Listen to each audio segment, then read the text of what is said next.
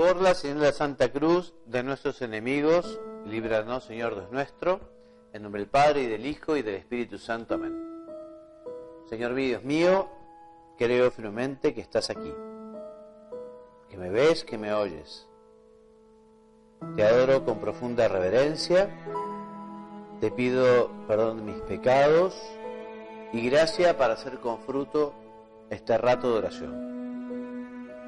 Madre mía Inmaculada, San José, mi Padre y Señor, Ángel de mi guarda, intercedan por mí.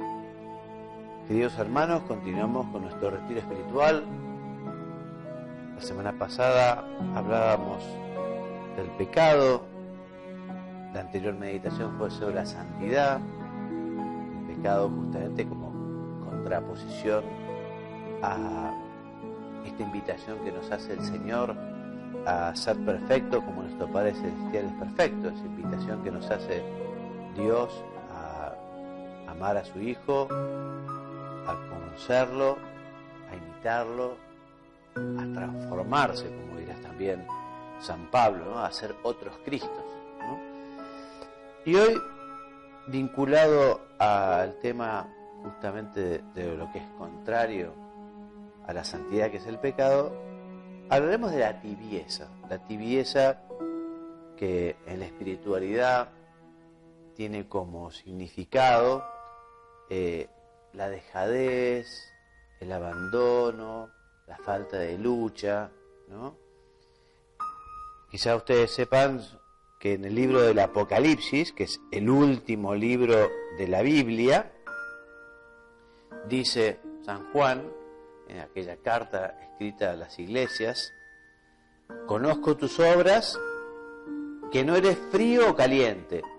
Ojalá fueras frío o caliente, pero porque eres tibio, estoy como para vomitarte de mi boca.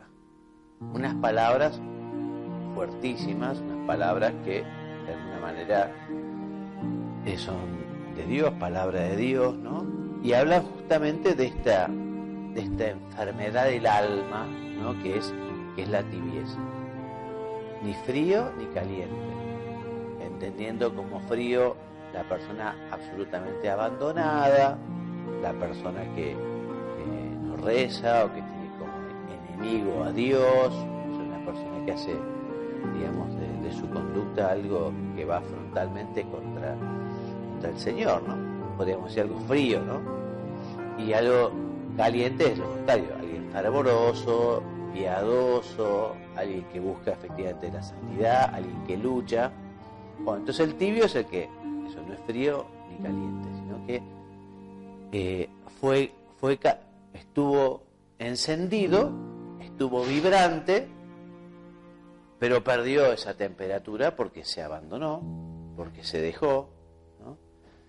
Podríamos decir que la tibieza es una actitud hacia Dios que arraiga en una postura humana de mediocridad, de dejaciones.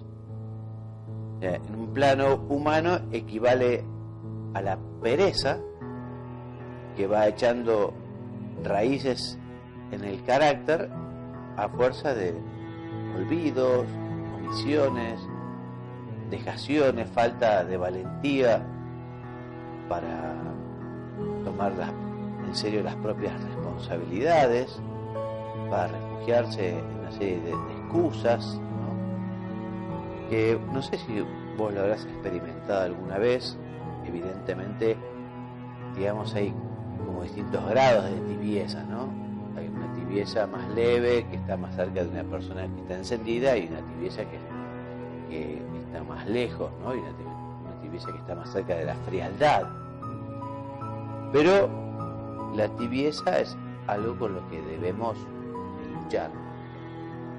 Repito, esta tibieza que es sinónimo de abandono, falta de lucha, mediocridad, pereza, fiaca, ¿no? O sea que uno, como diciendo, bueno, yo no maté a nadie, sí, bueno, pero digamos, eso es lo básico. También hay que esforzarse por trabajar bien, por rezar, vivir la caridad con los demás, etcétera, etcétera, etcétera.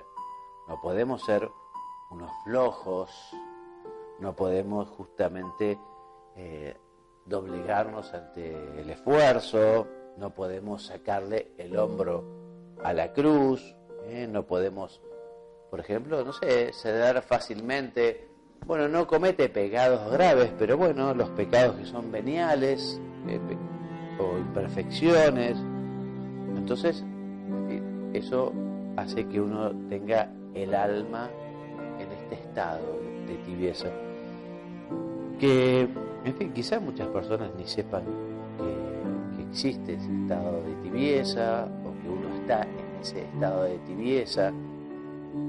Evidentemente la persona que hace oración, la persona que hace un poco de examen de conciencia, la persona que justamente está abierto a escuchar la voz de Dios, bueno, lógicamente se dará cuenta de los tropiezos, de los errores, de los pecados, se dará cuenta cuando se deja vencer por una tentación y justamente si no está tibio lo que hace es reaccionar, o sea, pedir perdón al Señor y volver a empezar, ¿no?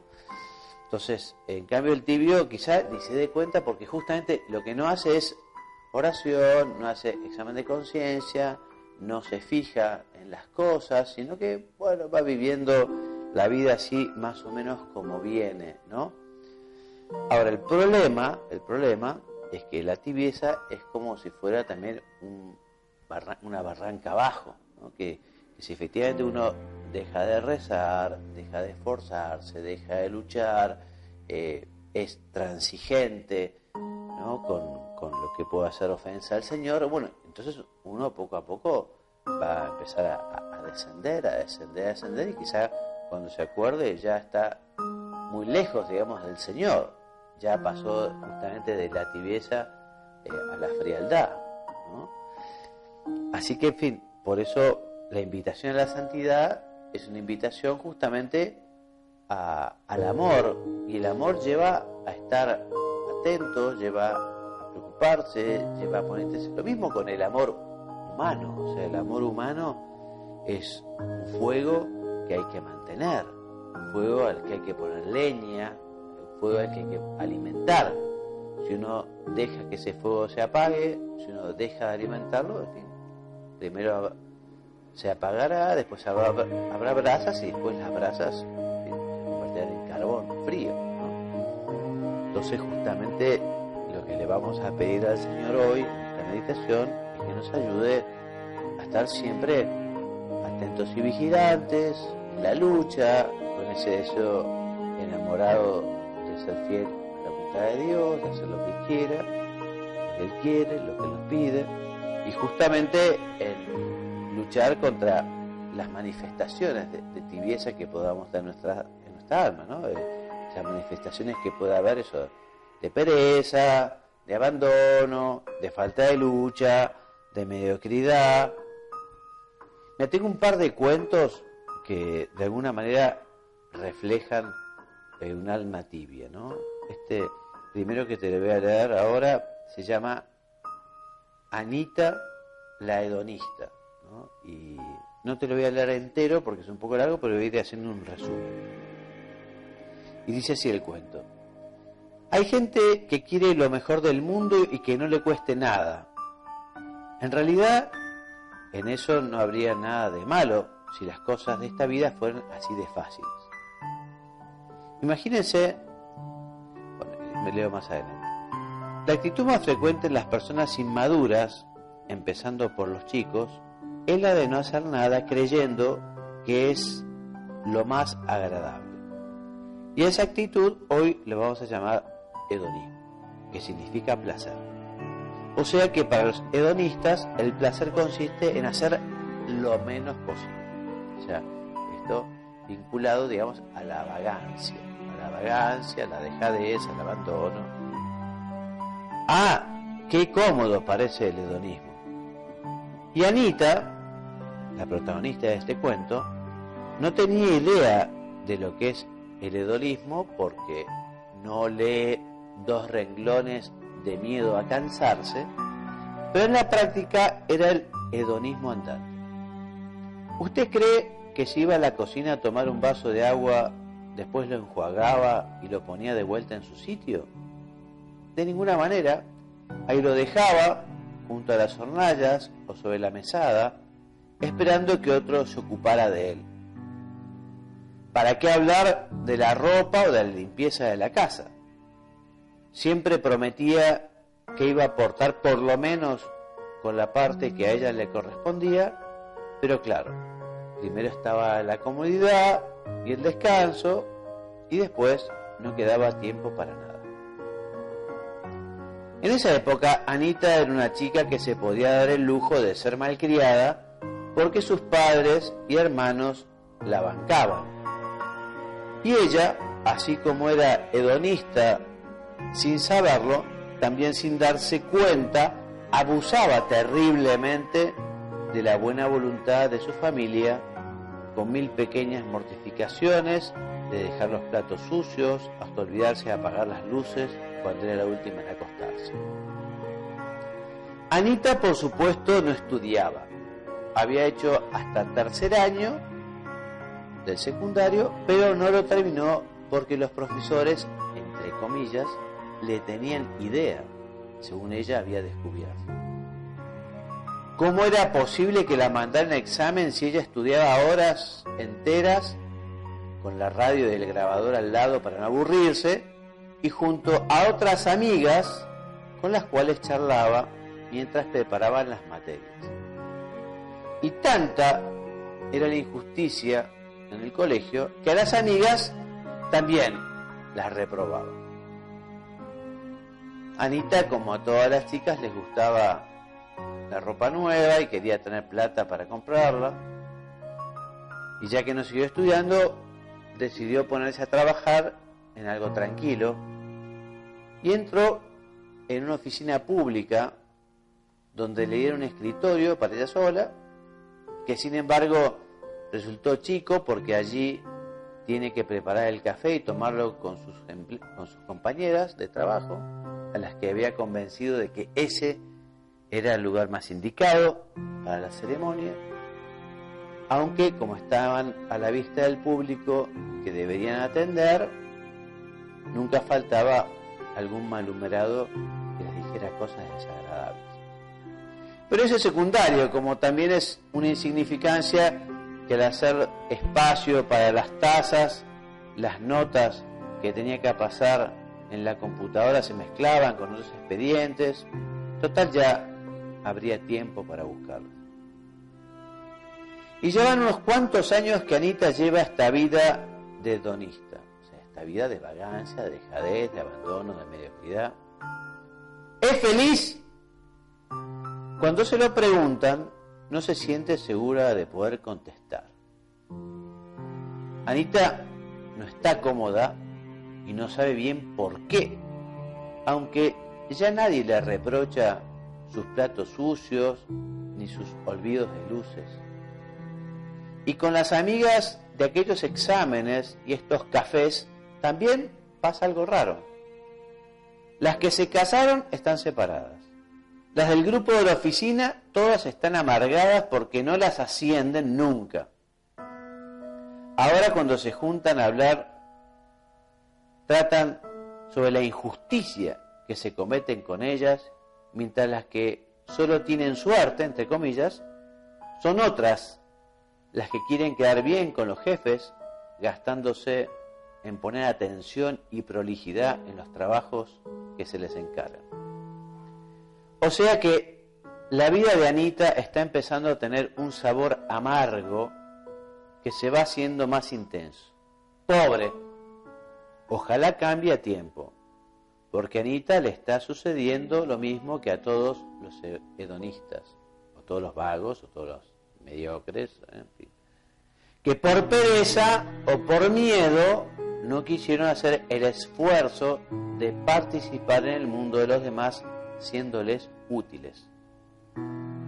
El resultado es que se quedan solos, y como no conocen los resultados del trabajo, no llegan a quererlo, ni sienten el gozo de crear, aunque sea con el sudor de su frente.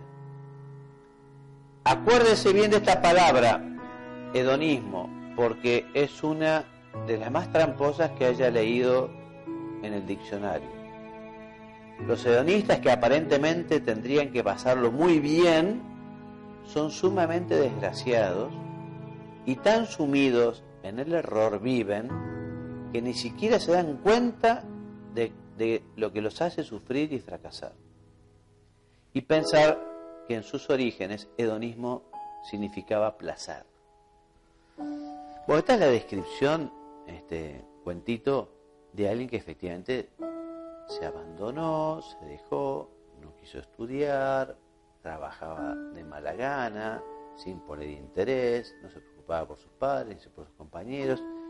Claro, todo eso lleva a la frustración, todo eso lleva al abandono, ¿no? El corazón del hombre está para cosas grandes y efectivamente no se conforma con llevar una vida mediocre, una vida como para ir tirando, sino que el hombre realmente se realice, es feliz cuando se entrega, cuando se da, cuando da lo mejor de sí,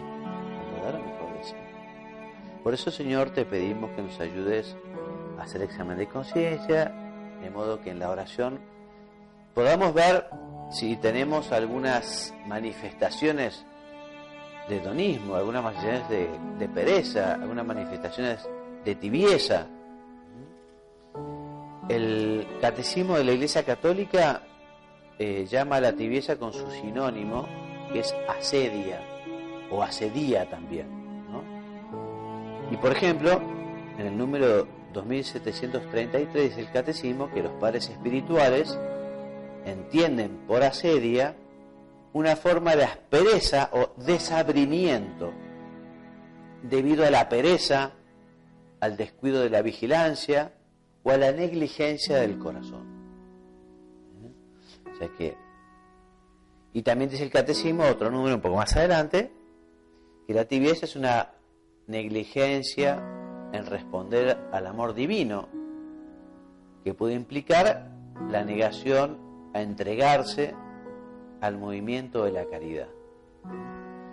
O sea que también dice el Catecismo, en este mismo número, que es el 2094, que la asedia, o también llamada pereza espiritual, llega incluso a rechazar el gozo que viene de Dios y a sentir horror por el bien divino. ¿Y por qué? Y porque, bueno, como uno se abandonó, como uno se dejó, como uno... Entonces comienza, digamos, después a tener como una relación con Dios, como que es el que manda o el que prohíbe, o un Dios que efectivamente no le permite hacer las cosas que uno quiere. No sé, el hombre tiene una gran capacidad, tenemos todos una gran capacidad de engañarnos, ¿no? Y cuando no somos coherentes y cuando no vivimos como sabemos que tenemos que vivir, al final terminamos inventando excusas y echando la culpa a cualquiera, cuando en realidad lo que uno debería hacer es tener la valentía de reconocer que uno se equivocó, que uno se abandonó, que tuvo una actitud así de pereza o de dejadez o de abandono y reaccionar. Hay un libro sobre la esperanza de Joseph Pieper, un clásico, ¿no?, que también, hablando de la tibieza, dice que es una tristeza, que es una carencia de grandeza de ánimo de alguien que no quiere proponerse la empresa grande de vivir su vida cristiana. O sea, la asedia es una humildad pervertida. No quiere aceptar los bienes de Dios, los bienes sobrenaturales, porque implican una exigencia. Entonces no quiere aceptar la voluntad de Dios, no quiere aceptar la invitación de Dios, no quiere aceptar su vocación, porque justamente supone lucha, esfuerzo. Sigue diciendo Piper que la asedia o la tibieza es, en la medida que pasa del terreno del afecto al de la decisión espiritual, una aversión consciente, una auténtica huida de Dios. El hombre huye ante Dios porque le ha elevado a un modo de ser superior. Entonces no quiere. La asedia fundamentalmente es una detestatio boni divinis, o sea, significa la monstruosidad de que el hombre tenga la convicción y el deseo expreso de que Dios no le debería haber elevado, sino que Dios debería haberle dejado en paz. Y termina diciendo que la pereza, como pecado capital, es la renuncia malhumorada y triste, estúpidamente egoísta, del hombre a ser hijo de Dios. O sea que uno rechaza esa digamos, filiación, rechaza a Dios que es su Padre.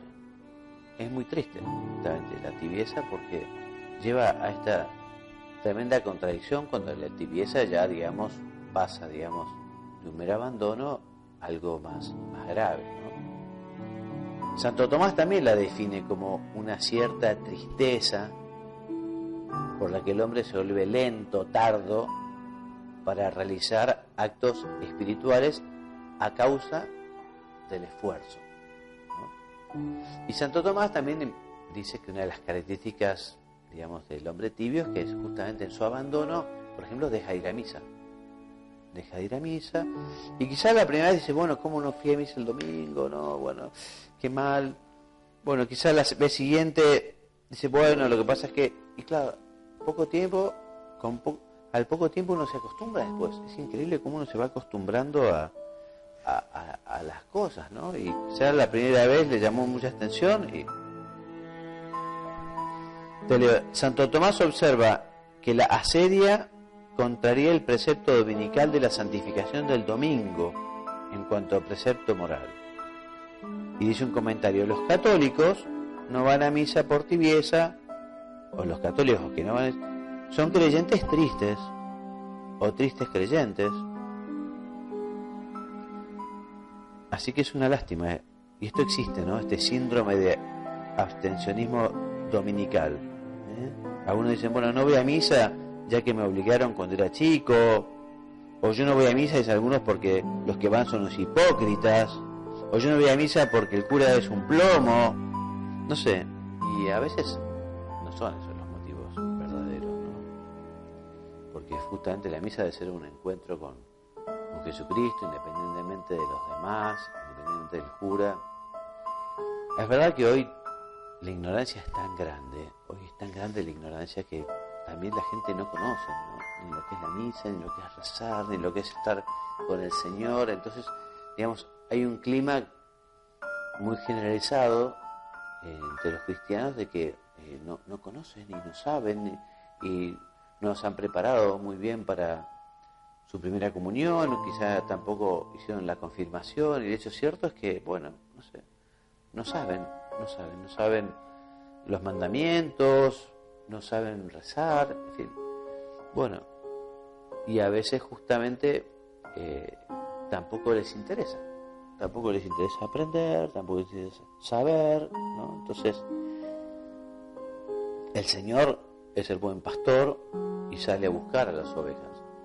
Y el Señor a todas las almas les da la posibilidad de decirle, bueno, el camino es un camino de amor, es un camino de entrega, es un camino de generosidad, de darse a los demás, en el trabajo, en el espíritu de servicio.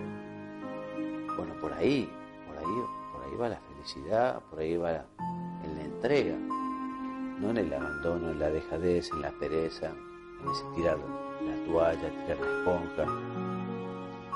Hoy te cuento otro cuento para ir terminando, que también te lo resumo, que se llama Recuerdo para un mediocre, y dice así el cuentito: la vida se le iba yendo como se seca un patio baldeado en pleno verano, con una imperceptible velocidad. Todavía no era decididamente viejo, aunque hacía mucho que había dejado de ser joven. Ni buena ni mala, opaca, había sido su existencia.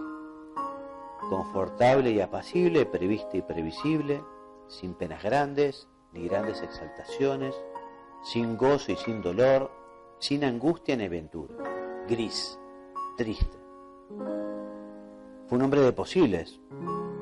Jamás la estrechez golpeó su puerta. Y esa cómoda situación nunca le requirió lucha o esfuerzo, ya que con prudencia se limitó a conservar la hacienda que había heredado, administrarla sin mayores aciertos, pero sin grandes errores, sin grandes yerros. La extensión de sus tierras no aumentó, pero tampoco disminuyó. El número de sus majadas creció gracias a la fecundidad de carneros y ovejas, pero el caudal de vino producido por sus viñas disminuyó, ya que las vides viejas se fueron secando sin que otras nuevas ocuparan su lugar. No tenía hijos, se había casado por conveniencia, y su matrimonio se fundaba en cierta rutinaria armonización de egoísmos complementarios.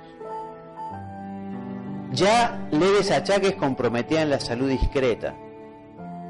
El reuma había comenzado a socavar sus coyunturas. Los insomnios comenzaban a prolongarse por la noche. Ya no podía comer bien en su mesa siempre bien servida, debido a esporádicas inapetencias o a problemas digestivos. Y como corolario de esta vida opaca, este hombre se aburría sin remedio. Estaba harto de todo y no tenía ganas de nada. Vivía sin pasado y sin futuro, sin ilusiones ni ambiciones, sin amor, sin odios. Dejaba pasar la vida sin ganas de vivir, pero también con un miedo, pánico a morirse. Iba terminando el cuento. Solo un recuerdo tornaba repetido en su memoria, el recuerdo de unos ojos y unas palabras que indelebles quedaron grabadas en su mente. Esos ojos y esas palabras le habían acompañado desde su juventud como una invitación al amor y a la aventura. Como una invitación al amor y a la aventura que el joven rico rechazó porque tenía mucho. En fin, no sabemos cómo siguió la vida del joven rico, esto es un cuento, pero si no decidió cambiar el haber negado a Jesús por haberse quedado con aquellas riquezas, el no haber seguido esa invitación que Jesús le hizo, en fin, era una vida que estaba asignada por la llamada de Dios a hacer algo grande, y si no cambió, se convirtió en el monumento a la mediocridad y a la tibieza. En fin, ojalá se haya convertido este joven, que era bueno, que Jesús miró con cariño, que no se abandonó, que no se animó. Ojalá después haya vuelto con la predicación de los apóstoles, en fin, pero no sabemos qué pasó con él. En fin, terminamos nuestra meditación porque es la hora y le decimos al Señor: Señor, no queremos tibieza, no queremos abandono, no queremos dejadez. Señor, ayúdanos a luchar contra la pereza, ayúdanos a estar un poco más atentos y vigilantes, como para luchar contra las tentaciones, como para no ceder ante los pecados que son veniales o pecados más livianos, ¿no? Ayúdanos, Señor, ¿no? Ayúdanos a tener esa fortaleza, porque una cosa es un pecado, una cosa es tropezar, pero si uno se levanta, pide perdón y recomienza, bueno, esa es la vida del santo. La vida del santo no es el que no tropieza, sino el que se levanta y lucha. Bueno, justamente la tibieza es lo que mata a la santidad, porque la tibieza es abandono, dejadez, falta de lucha, mediocridad, en fin. Así que, Madre nuestra Virgen María, te pedimos, ayúdanos a cuidar nuestra oración, nuestro examen de conciencia, danos la gracia de la voluntad y de la fortaleza para luchar contra las cosas que nos cuestan, para luchar contra las debilidades, los defectos. Señor, no queremos tibieza, sino todo lo contrario. Tener esa capacidad de levantarnos, no queremos caer tampoco, pero de levantarnos siempre. Pedirte pedirte perdón y volver a empezar. Por eso, Madre nuestra Virgen María, te pedimos, danos esos deseos de santidad, danos esos deseos de ser siempre cada vez mejor hijos de tan buen Padre, cada vez mejores hermanos de tu Hijo Jesucristo. Y terminamos con la oración de siempre. Te doy gracias, Dios mío, por los buenos propósitos, afectos e inspiraciones que me has comunicado en esta meditación. Te pido ayuda para ponerlos por obra. Madre mía Inmaculada, San José, mi Padre y Señor, ángel de mi guarda, intercedan por mí. En el nombre del Padre, y del Hijo,